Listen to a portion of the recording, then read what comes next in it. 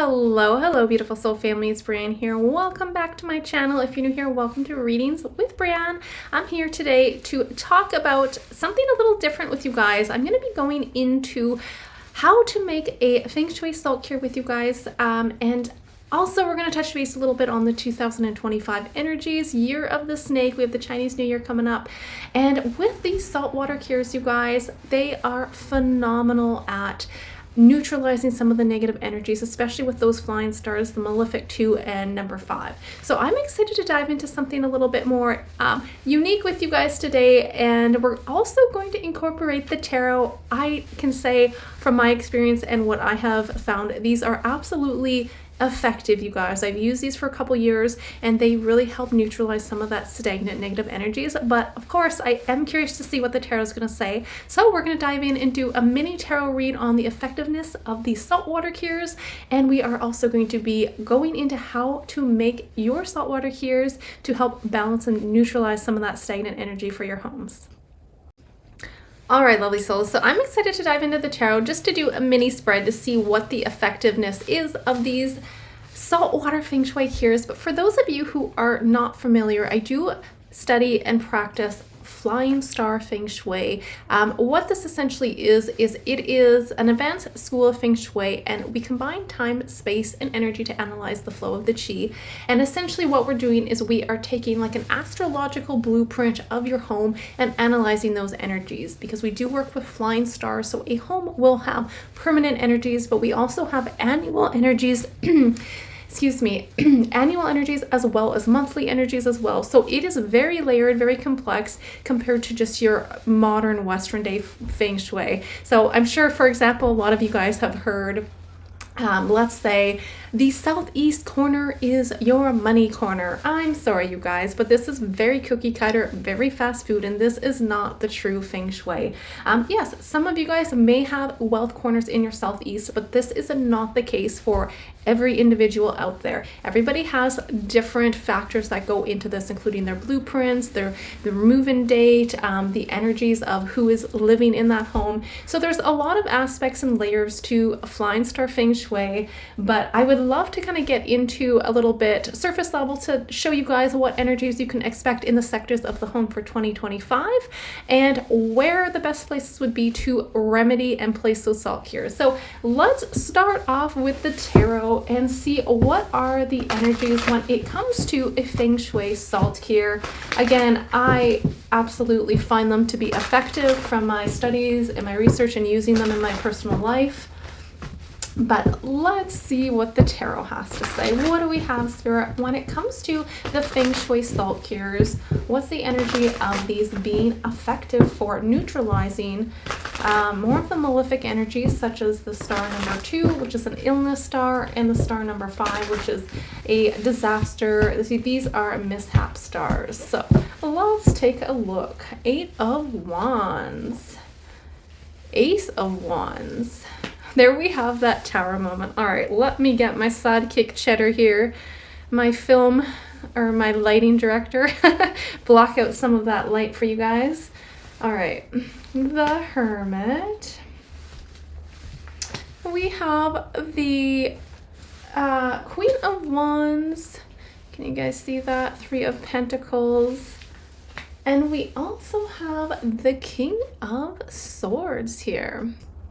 So absolutely, when we look at this here, it does have a lot of energy to support. It's like the neutralizing the negative energy with that tower on the back. Back of the deck, we have the shadow side. And with that, this is also labeled as the Devil. This is just a bit of a different deck. I can't recall exactly what deck this is called. But actually, that looks, it very much relates to when you look at, for example, what is one of the main ingredients when it comes to the saltwater cures? I bet you guys can guess it. Salt, right? And when you look at salt, and from that aspect, salt is usually used its purity and to, let's say, ward off or get rid of negative energies, negative stagnant energies, spirits, that sort of thing. So it actually goes in hand with that double card coming up. But absolutely, if we look at the Eight of Wands, to me, this is showing that yes, we are, as I'm filming this, it is January 15th, and this is that fast moving energy within the next 8 days to 8 weeks, and that's the approaching energy of the 2025 year of the snake. And in terms of the salt cures itself, we have an Ace of Wands in that situation, so absolutely an energy to help balance that out with that Hermit there. So this is very much showing physically placing an item such as the salt cure in certain areas of the home to help. Look at, we also have a working together, and we have the King of Swords. Do you know what else is involved with the salt water cure? Metal. Look at that sword. So working together at counteracting any of those negative stagnant energies. And again, if we're looking at the Queen of Wands with that outcome, it's very much a strong energy. So again, if you don't work together at remedying and balancing that energy, it can be quite toxic. Yeah, look at this, you guys. We have the Two of Pentacles. It can be quite chaotic if it's not balanced out and neutralized. So like I said, you guys, this is a very simple technique to do, even if you guys are not interested in doing a whole feng shui layout, because yes, there is a lot involved in that. But even if that's not your thing and you don't feel guided to do that, I highly recommend saltwater cures in specific sections of the home. So with that being said, that's what I have for you guys for the energy report. I absolutely do see this as being something that is effective with this energy. And, you know, if we don't look at remedying it, we are dealing with more of this, you know, of this chaotic energy that could potentially disrupt and cause some mishaps. Look at that tower, you guys. Look at that tower. So absolutely. All right, interesting. All right, lovely souls. So with that being said, let's dive into more of a report. I wanted to go over, before we jump right into making the salt cures, I do want to spend a couple minutes and talk about the 2025 energies we can expect when it comes to the year of the snake. All right, lovely souls. So as you can see, we're going to be going through the flying stars that are going to be residing in different parts of the sectors for 2025. And I cannot say this loud enough, you guys. This is not a one size fits all, okay? Please remember this, okay? So when I say that, I'll explain a little bit more what I mean.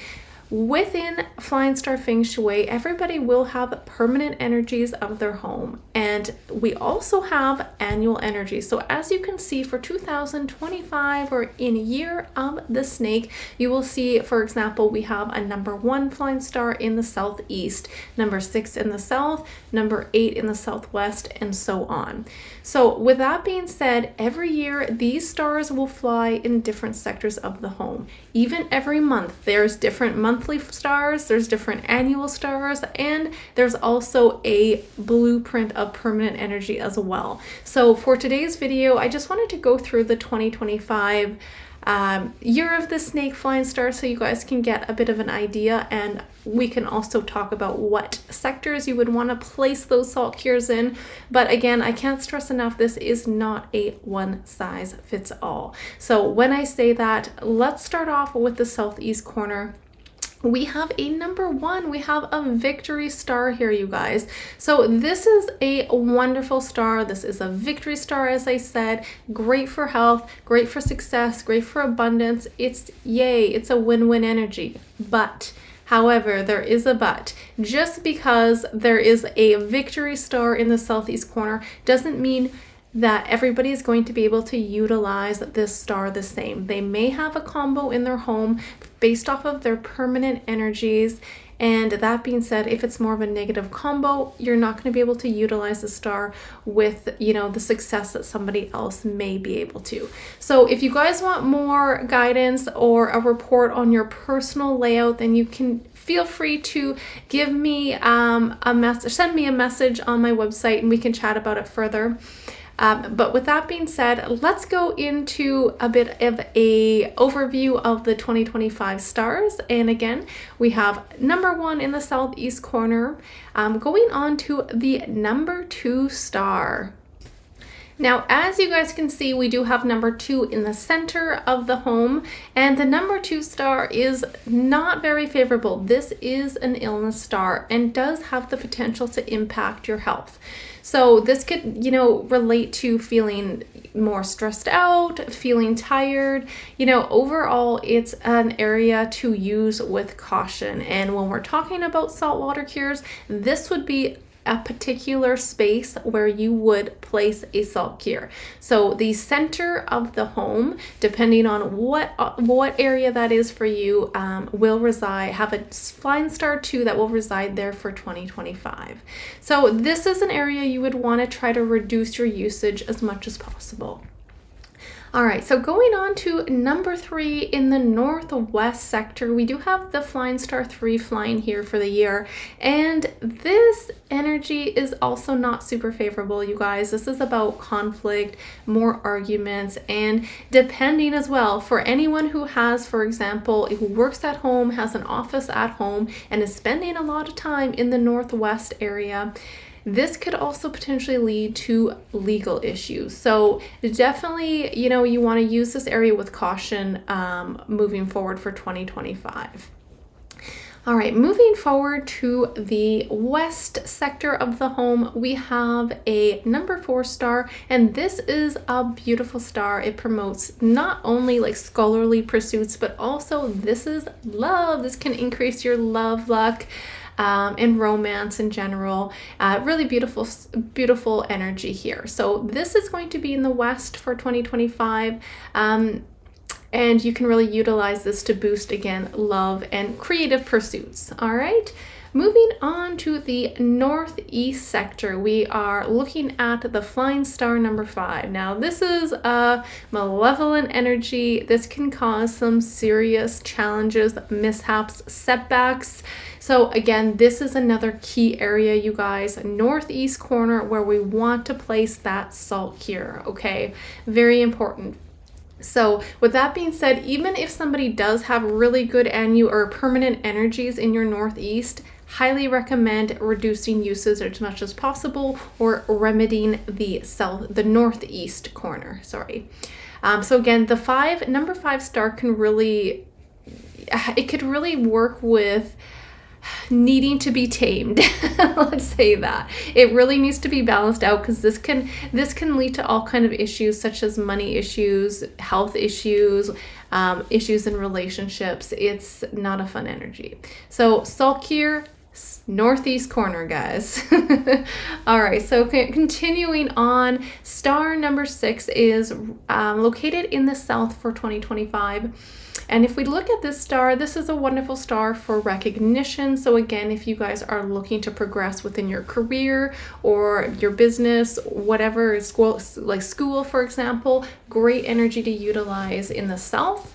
Again, not a one size fits all, you guys. I'm going to continually remind you guys. So for example, maybe Jill over here is able to utilize the south and really excel with her business and push forward and see a lot of progress. But we have John over here that has a bad permanent energy in the south. He's not going to be able to utilize it the way Jill is. So you guys, this is again not a one size fits all, but the south for 2025, it does have a very nice energy. All right, so going on to number 7, we have in the north. This is one of my also least favorite stars. When we're looking at the star number 7 in the north sector, this is about this is related to a lot of turbulent energy. This could be robberies. This could be, conflicted energies with coworkers, backstabbing, that sort of energy. I have to repeat here, for any of you guys who potentially have fountains, maybe fountains in your home or somewhere around your home, if it is in the north sector, you 100% want to turn that baby off. You do not want running water here for the north. So hopefully there's no big, let's say, massive aquariums or anything of that matter in your north sector, because that could trigger a lot of mishap, you guys. So just a heads up, you want to remedy the north sector for 2025. All right. Okay, let's keep going. We have the southwest corner with the Flying Star number 8. This is a beautiful star. Now, the 8 star is a wealth star. I will say now that we have moved into a whole new 20-year cycle, the 9 star is going to be the auspicious, powerful wealth star, but 8 still does have the capability to access and achieve wealth. So again, beautiful star. For example, if you have an office in the southwest corner of the home, then this could really excel with money and success there. So a lot of good energy in the southwest. And going on to, again, the number 9 star, which is located in the east. Now, this is the star as we're going into period 9. And you want to, again, not for everybody, but this is the place you want to utilize and use and activate for some people. This is an area that will bring a lot of success, a lot of fame. When I say fame, it's like recognition, more or less. So if maybe you have some kind of a social media account, or you're a YouTuber or a blogger or something of that matter, and you're wanting to increase your presence, your online presence, the east would be a phenomenal area to use for that. All right, you guys, so that's kind of an overview of the flying stars for 2025. I just wanted to give you guys a bit of a heads up to show you guys what energies are in that sector.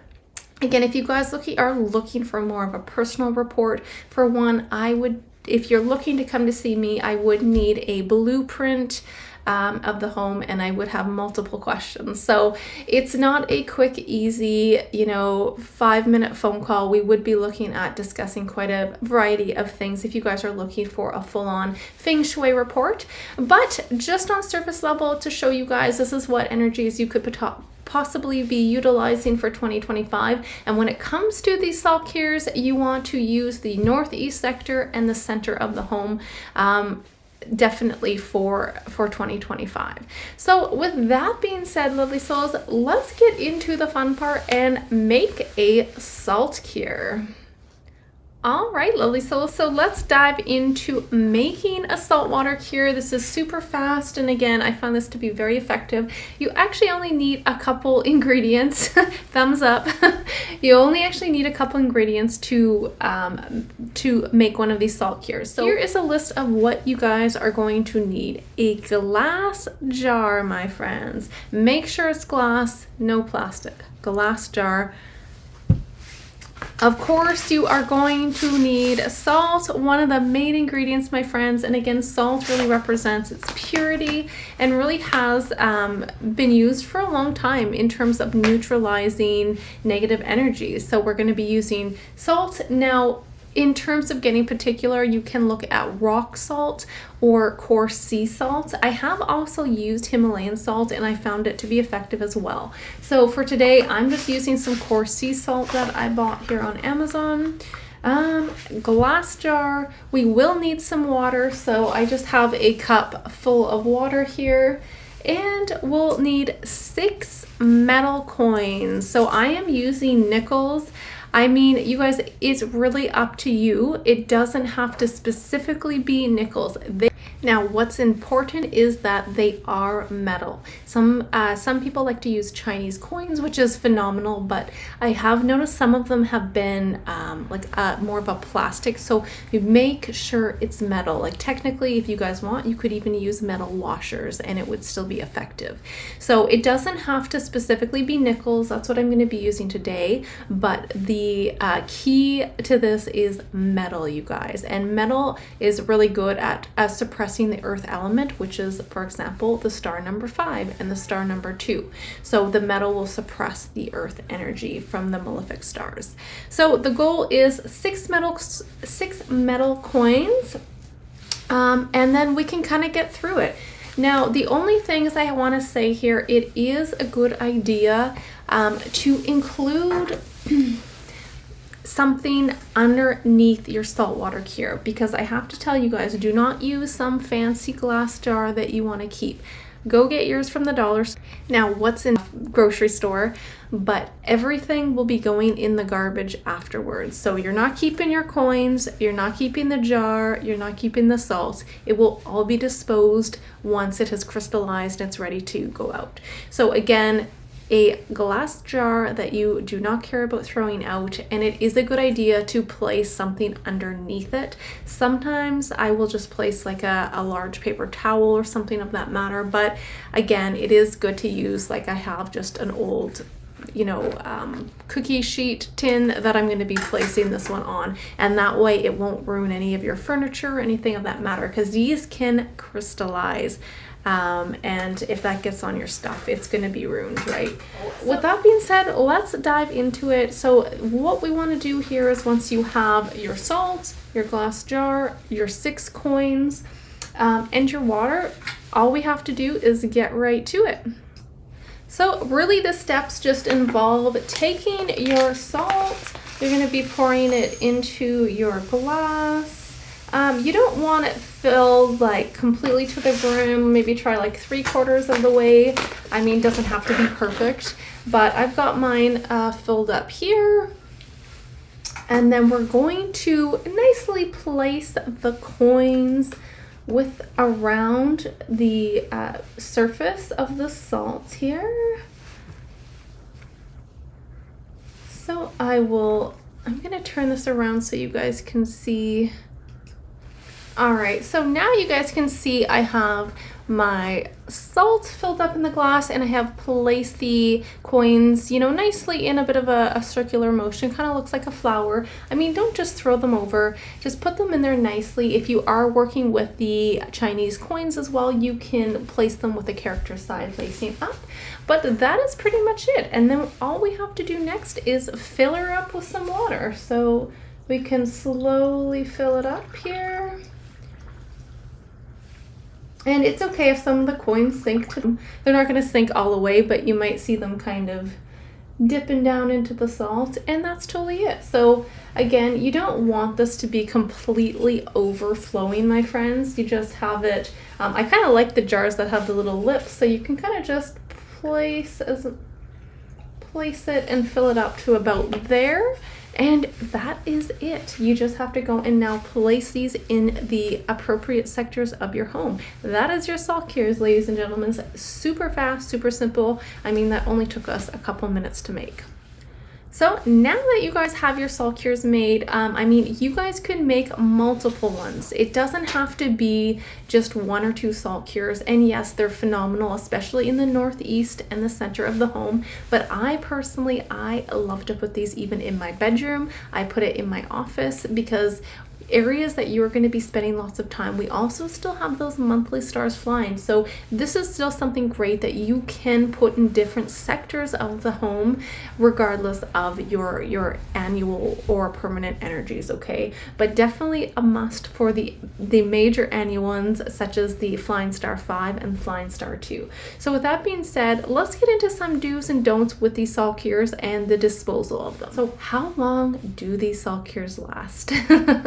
Now, it's going to be interesting, because if you guys play around with it, you'll notice that some areas of the home are going to crystallize a lot faster than others. So if you guys were to put a salt cure in the northeast sector for 2000 and let's say 25 where the Flying Star 5 is, and then you go and put another salt cure in, say, the southeast sector where you have a Flying Star 1, if you have really good energy in the southeast, you're going to see the saltwater cure crystallize a lot slower in the energy that has the number 1 Flying Star. So it's kind of fun to do a little bit of experimenting as well. I've done in this past, I have done this in the past, and I've seen some pretty interesting and cool results. So with that being said, this is something, as you guys can see, this isn't something that, is a great centerpiece. You probably don't want it your main focal point of your living room table. And this is something that you're going to want to place somewhere and leave it. You do not want to touch it. You do not want to be picking it up. Once you have made it and you've got your spot for it, you leave it there. Now, these can some people leave there for 6 months to a year. It really all depends. I will have sometimes my salt cures. I just put one, I put 2 in our bedroom, and with these annual energies, we don't have a great annual energy there for 2025, and they have started crystallizing in less than a week, and quite extensively as well. So for me, I would probably change that out depending on how it goes. Again, I'll show you guys some pictures of what a crystallized one looks like, but this is something you may want to change out every 6 to 8 months. It really depends on your space and the energy of the environment. Okay, so very much an open-ended, kind of open-ended answer in terms of how long they last for. So it's up to you guys in monitoring it to see whether it's time to go and make a new one.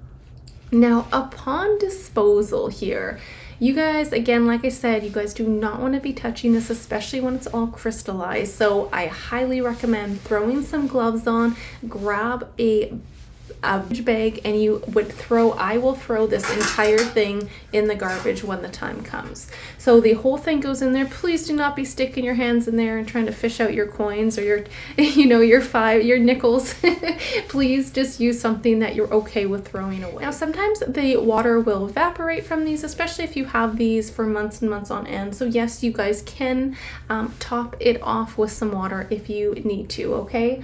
Now, in terms of these, I know they're not a pretty centerpiece, you guys, but you really do not want to have these put somewhere where they're enclosed. So please do not make your salt cure and then just go and put it in a cupboard or put it in a closet and shut the door. These need to be in an open, well ventilated area for the environment. Okay, so find a spot. If you guys, let me give you guys kind of some advice as well, because if you guys have small children or animals, you definitely don't want them, sticking their hands in here or drinking the water or the risk at spilling this. So my advice too is what I found works really well is you can get some really inexpensive, let's say, floating shelves, and even have this, place it on a floating shelf as well. That's a possibility, or just somewhere where it's not going to be disturbed. Okay, you guys, so an area that is out in the open, but also not going to be, let's say, your centerpiece of the dining room table. Okay. Now, for those of you that are very picky on the aesthetics, what I have done in the past, because like I said, these are not the prettiest centerpieces, you can, if you're open to looking at certain vases, you can find some short ones that have a wide opening. It just looks a little bit more appealing, and you can take this and place it inside that vase as well. So I have found some inexpensive ones, at maybe HomeSense or somewhere Marshalls, somewhere around there, and you can choose to put these inside a vase, but please make sure it's not a very tall one with a closed off neck. You still want this to be very open and have access to the environment. So just be cautious of concealing it, but you can go about certain ways at looking at some maybe decor where you can put this inside maybe a large bowl or something of that matter. So there you have it, you guys. When it comes to disposing this, you guys, you definitely want to put those gloves on. Again, as I mentioned, put on those gloves and throw this whole thing in the garbage. If there is leftover water and you don't want it spilling in the garbage, you can dump some of that water out. But then again, I repeat, do not put it down your sink. It's best to go and dump it outside, maybe in the storm drain or something that is out of your home. So do not dump any of this water down your sink, please. So entire thing will be going in the garbage once it's crystallized and you're ready to ready to part with it. So that's what I have for you guys. Let me know if you guys have any questions when it comes to making these or anything of that matter. I hope you guys enjoyed this video. I'm sending you guys so much love and light on this journey, and until next time, lovely souls, bye for now. Now, if you guys enjoyed that video, please don't forget to like, share, and subscribe. And check out my website with Readings with Breanne if you guys are interested in a personal session and get your 25% off. This sale will be valid until January 25th. And until next time, bye for now, guys.